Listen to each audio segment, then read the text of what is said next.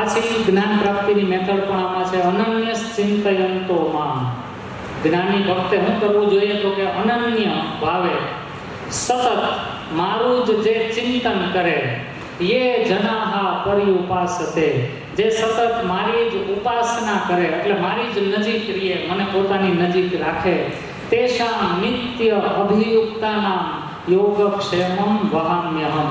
એવો સતત મારી હારે જે જોડાયેલો માણસ હશે ને એના યોગ અને ક્ષેમનું વહન કરવાની જવાબદારી હું લઉં છું.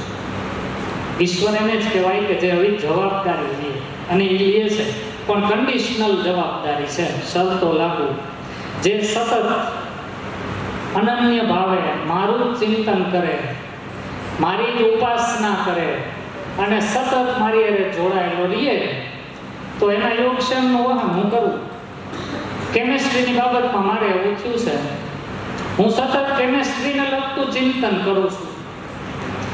હું સતત કેમેસ્ટ્રી કેમ ભણાવું, કેમ એનું હેલું બનાવી છોકરાઓની સામે મૂકું એવા જ વિચારોમાં હોઉં છું. એટલે હું કોકના લગ્નમાં ગયો હોય તો મારો જેવો માસ્તર ગોતીને એના ભેગો વિષયની જ ચર્ચા કરતો હોઉં. એટલે હું સતત યુક્ત છું. તો એ મારા યોગ અને ક્ષેમનું વહન કરે છે વર્ષોથી, 25 વર્ષ થયા. આ મારો અનુભવ છે. તમારા માટે પણ તમારું એજ્યુકેશન, તમારો અભ્યાસક્રમ, તમારી જે કંઈ રિસ્પોન્સિબિલિટી હોય સતત એની અંદર જોડાયેલા રહ્યો, સતત એનું જ ચિંતન કરો અને કામ કરે જાઓ. તમારા યોગ અને ક્ષેમનું વહન એ કરશે જ, કરે જ છે. એના વિધાનો છે, ખોટા ના હોય.